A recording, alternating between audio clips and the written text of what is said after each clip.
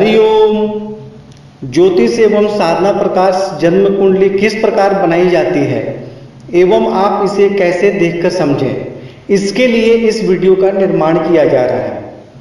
इसमें सबसे पहले के 12 पेज सॉफ्टवेयर के होते हैं, जिसमें जन्म का विवरण, जन्म कुंडली, ग्रहों का अंश, ग्रहों की स्थिति एवं ग्रहों की महादशा के बारे में बताया गया है, जिससे आप यह जान सके कि कब आपकी किस ग्रह की महादशा चल रही है, कब अंतर्दशा चल रही है, कब प्रत्यंतर दशा चल रही है। इसमें लगभग 100 वर्षों का महादशा एवं अंतर्दशा तथा प्रत्यंतर दशा के बारे में बताया गया है। इसके बाद मैं ग्रहों के लिए 9 पेज का निर्माण करता हूँ, जिसमें प्रत्येक ग्रह के लिए एक एक पेज बनाया जाता है। प्रत्येक पेज में सबसे पहले उस ग्रह के बारे में बताया जाता है कि आपकी जन्म कुंडली में यह ग्रह किस भाव का स्वामी है। उसके नीचे यह बताया जाता है कि आपकी कुंडली में इस ग्रह का क्या फलादेश है, यह ग्रह क्या कर रहा है, आपके साथ अच्छा फल दे रहा है या बुरा फल दे रहा है। उसके नीचे उस ग्रह का क्या उपाय करना है, यह बताया गया है।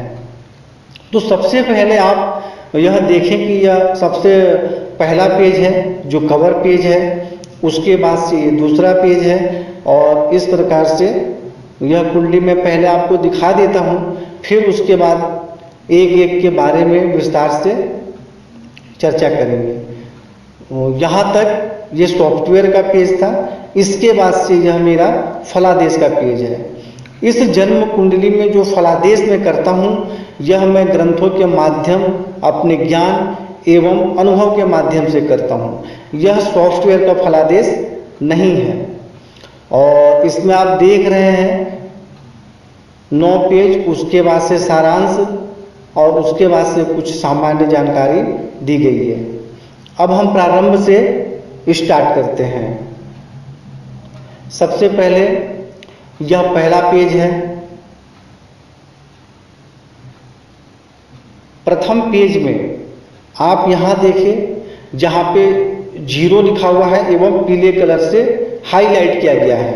आपकी कुंडली में यहाँ पर आपके कुंडली का नंबर दिया रहता है, जिसके माध्यम से आप भविष्य में कभी भी मुझसे पूछ सकते हैं कि मेरी इतने नंबर की कुंडली है। आपको अपना नाम या जन्म विवरण बताने की आवश्यकता नहीं है। जब भी आपको कोई परेशानी हो या अपनी कुंडली के बारे में पूछना हो, तो आप सिर्फ ये नंबर बताएंगे तो मेरे पास आपकी कुंडली खुल जाएगी। इसके बाद यहाँ आप देखें, जहाँ पे आपके कुंडली का लग्न क्या है यह बताया गया है। जैसे इस कुंडली में लग्न कर्क लग्न की कुंडली है। फिर राशि के बारे में बताया गया है कि आपकी कुंडली में कौन सी राशि है, तो आपकी धनु राशि है। फिर नक्षत्र के बारे में बताया गया है। इस प्रकार यहाँ आप देख सकते हैं कि लग्न, राशि एवं नक्षत्र के बारे में बताया गया है। उसके बाद से यह कुंडली का दूसरा पेज है, जिसमें आप देख सकते हैं ऊपर लिखा हुआ है ग्रह स्पष्ट तथा उनकी स्थिति। तो यहाँ पे आप अपनी कुंडली के हिसाब से देख सकते हैं कि आपकी कुंडली में जो ग्रह है उसकी क्या स्थिति है। यहाँ पे ग्रह और यहाँ अंश और यहाँ आप देख सकते हैं ग्रहों की स्थिति। जैसे यहाँ आप देखें सूर्य, तो सूर्य जो है वह 13 अंश का है एवं वह मित्र राशि में विराजमान है। उसी प्रकार से आप मंगल के बारे में देखें, मंगल जो है वह नीच राशि में विराजमान है। उसी प्रकार बुध, गुरु, शुक्र, शनि, इसके बारे में आप देख सकते हैं। जैसे इस कुंडली में शनि उच्च राशि में विराजमान है, उसी प्रकार बुध 0-1 डिग्री का है। कोई भी ग्रह 15 डिग्री पे बिल्कुल मजबूत होता है एवं 0 पे एवं 30 अंश पे जाकर बिल्कुल कमजोर हो जाता है। जब 15 अंश से ग्रह जैसे जैसे ऊपर जाता है, जैसे 24, 25, 26, तो ग्रह कमजोर होने लगते हैं और फिर वापस नीचे जैसे ही ग्रह 5, 4, 3 पे आते हैं तो बिल्कुल कमजोर होने लगते हैं। इससे आपको यह पता चलेगा कि आपका कौन सा ग्रह कमजोर है, कौन सा ग्रह आपका प्रबल है। जब मैं कुंडली का फलादेश लिखता हूँ तो उसमें कई बार मैं यह कहता हूँ कि यह ग्रह कमजोर है जिसके कारण पूर्ण लाभ प्राप्त नहीं होता है, तो आप यहाँ पे आके देख सकते हैं। वैसे ग्रहों के बल को देखने के लिए कई प्रकार के और भी सूत्र होते हैं, लेकिन यहाँ पे जो ग्रहों का अंश जो होता है यह सबसे मुख्य होता है। उसके बाद और सभी ग्रहों के बल को देखने के लिए जो सूत्र हैं उनको देखा जाता है। इसके बाद इसी पेज में आपकी जन्म कुंडली बनी होती है। यह जन्म कुंडली होती है, इसमें आप देख सकते हैं कि 12 भाव बने हुए हैं। यह जहाँ पे अभी एरो का निशान है, जहाँ पे 4 लिखा हुआ है और ऊपर सु यानी कि सूर्य लिखा हुआ है, यह कुंडली का प्रथम भाव होता है, इसे लग्न कहते हैं। जैसे यहाँ पे 4 लिखा हुआ है तो 4 का मतलब चौथा भाव नहीं है, 4 का मतलब चौथे नंबर की राशि है, जैसे कर्क राशि, तो यह कर्क लग्न की कुंडली हुई।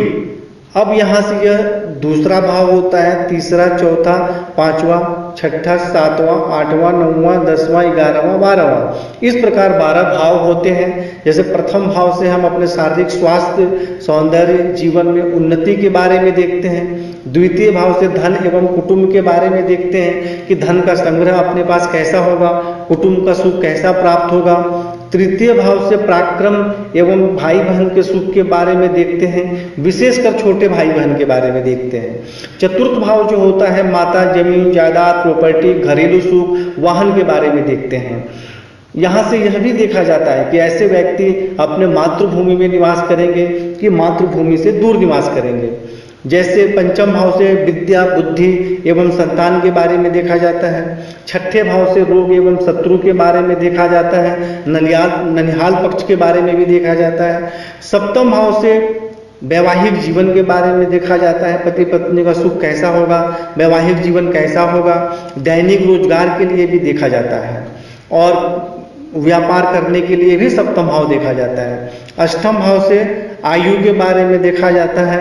नवम भाव से भाग्य की उन्नति के बारे में देखा जाता है, यह व्यक्ति धर्म का पालन करेगा या नहीं करेगा, इसके बारे में भी देखा जाता है। उच्च शिक्षा के बारे में भी देखा जाता है। दसम भाव से पिता, राज्य एवं रोजगार के बारे में देखा जाता है कि वह व्यक्ति कैसा रोजगार करेगा, इसके रोजगार में कोई परेशानी तो नहीं है, पिता से कैसा संबंध रहेगा, सरकार से इसका कैसा संबंध रहेगा, सरकार से कोई लाभ होगा या नहीं होगा, यह इससे देखा जाता है। एकादश भाव से आमदनी के बारे में देखा जाता है कि आमदनी कैसी होगी, या बड़े भाई के सुख के बारे में भी देखा जाता है। द्वादश भाव से खर्च के बारे में भी देखा जाता है।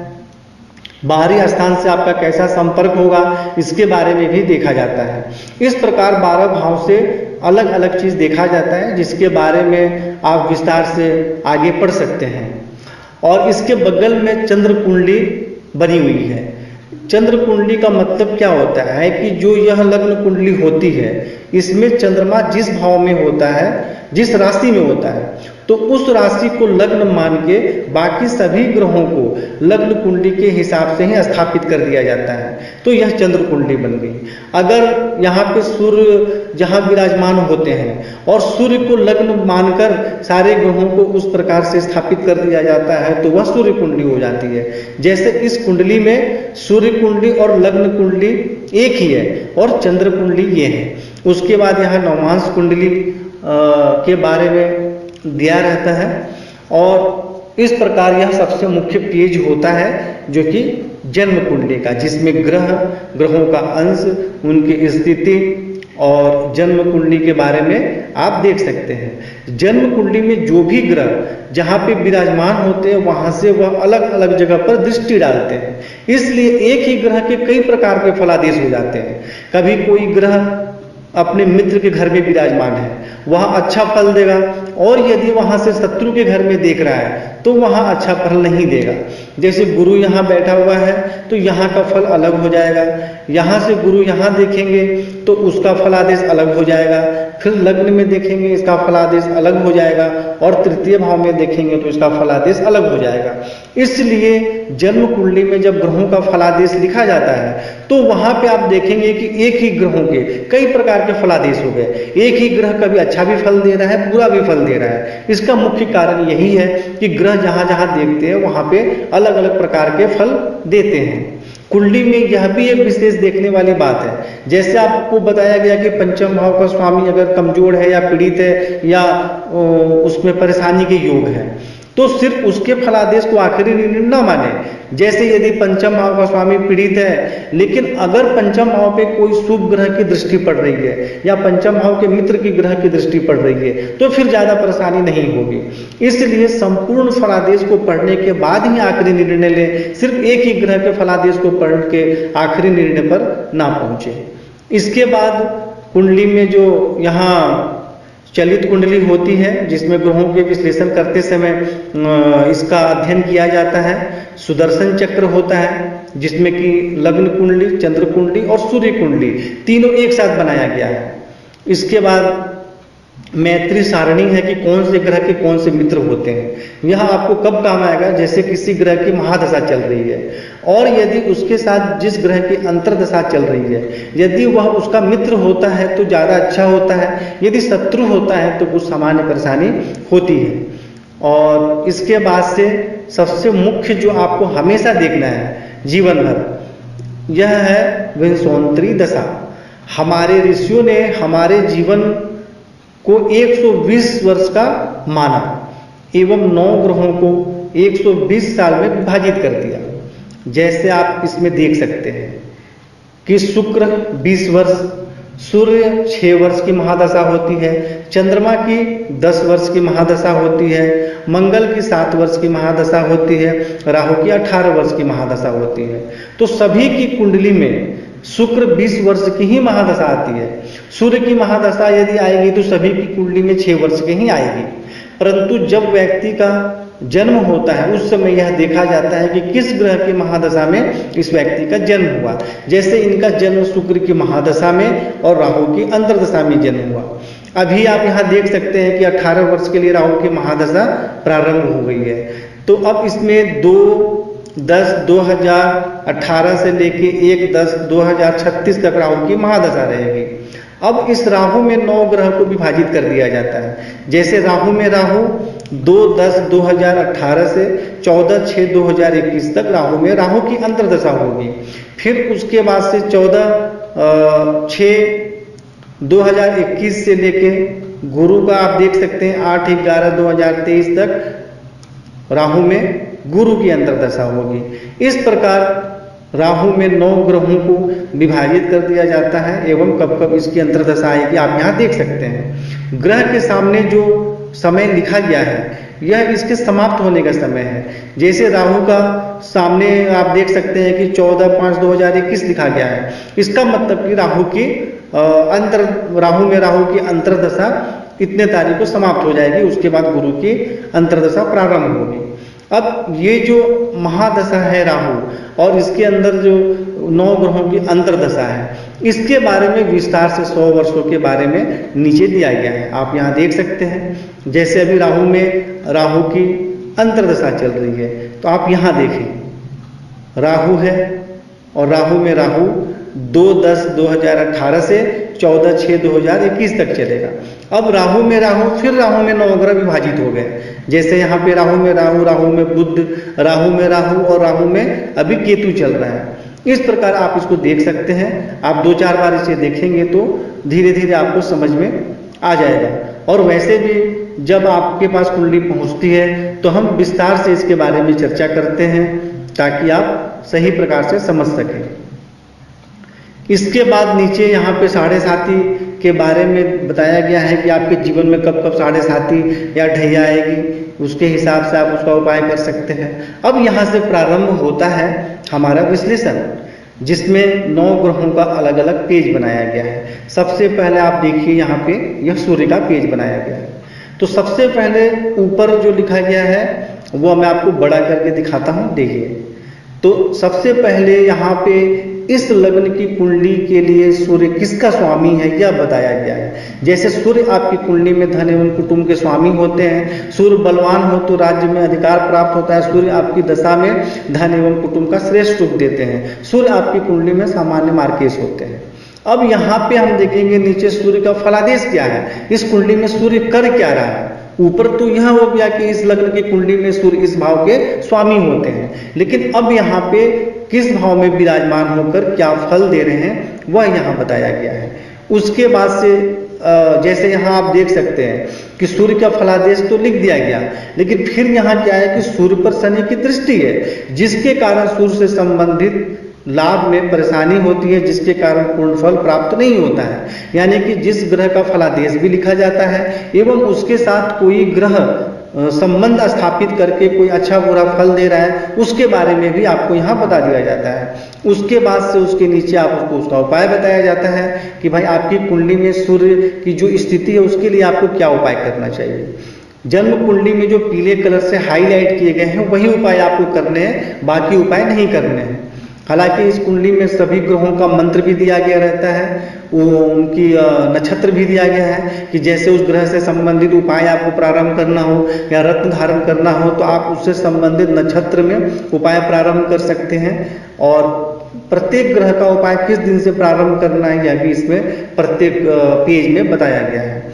इसी प्रकार आप देख सकते हैं कि चंद्रमा, मंगल, बुध, गुरु, शुक्र एवं शनि के बारे में अलग अलग पेज बनाया गया है, राहु, केतु। इसके बाद यहाँ पे एक सारांश का पेज बनाया गया है, जिससे कि आप यह जान सकें कि यदि स्वास्थ्य से संबंधित परेशानी के योग इस कुंडली में है तो उसके लिए चंद्र, शनि, राहु का उपाय करना चाहिए। यह मुख्य स्वास्थ्य से संबंधित उपाय है। वैसे अलग अलग बीमारी के अलग अलग योग होते हैं। संतान एवं विद्या बुद्धि के लिए मंगल और शनि का उपाय करें। अब गृहस्थ जीवन के लिए गुरु, सूर्य, मंगल, केतु का उपाय करें। अब इसके बारे में जैसे आपको बताया गया कि गृहस्थ जीवन के लिए गुरु, सूर्य, मंगल, केतु का उपाय करें, तो आप इस पेज में जाकर देख सकते हैं कि किस प्रकार से यह ग्रह परेशान कर रहे हैं या गृहस्थ जीवन में अच्छा फल प्राप्त हो उसके लिए हमें क्या उपाय करना चाहिए। उसी प्रकार भाग्य की उन्नति के लिए, रोजगार के लिए एवं धन एवं आमदनी के लिए किन किन ग्रहों का उपाय करना चाहिए। उसके नीचे यहाँ पे कुछ विशेष पेज बनाया गया है जिसमें कुछ मंत्र आपको बताए गए हैं। जैसे सूर्य का मंत्र बताया गया है, गणेश मंत्र, नवाण मंत्र, लक्ष्मी जी का मंत्र जो हमारे जीवन में करना जरूरी है। यदि आप साधना करते हैं तो इन मंत्रों का जाप आप कर सकते हैं, जिससे कि जीवन में सफलता प्राप्त होगी। इसके नीचे कुंडली का सामान्य ज्ञान बताया गया है, 12 भाव से हम क्या क्या देखते हैं और किस प्रकार कुंडली देखते हैं, यह यहाँ पे उसके बारे में छोटे से रूप में बताया गया है, ताकि प्रत्येक व्यक्ति को ज्योतिष का सामान्य ज्ञान प्राप्त हो। इस प्रकार इस कुंडली का निर्माण किया जाता है। आप देख चुके, और जब आपके पास कुंडली जाती है तो आप कुंडली सामने रख के और इस वीडियो को उसके साथ देखें, तो इससे आपको समझने में आसानी होगी। वैसे जब आपके पास कुंडली जाती है उसके बाद मैं आपसे विस्तार से चर्चा करता हूँ, जहाँ पे आपको कुंडली के बारे में विस्तार से समझाया जाता है। तो इस प्रकार आप लोग इस वीडियो को देखें और समझने का प्रयास करें। जो व्यक्ति मुझसे कुंडली नहीं भी विश्लेषण करवाते हैं वह भी इसे देखें और कुंडली कैसे देखते हैं इसके बारे में सामान्य जानकारी प्राप्त करें। हरि ओम।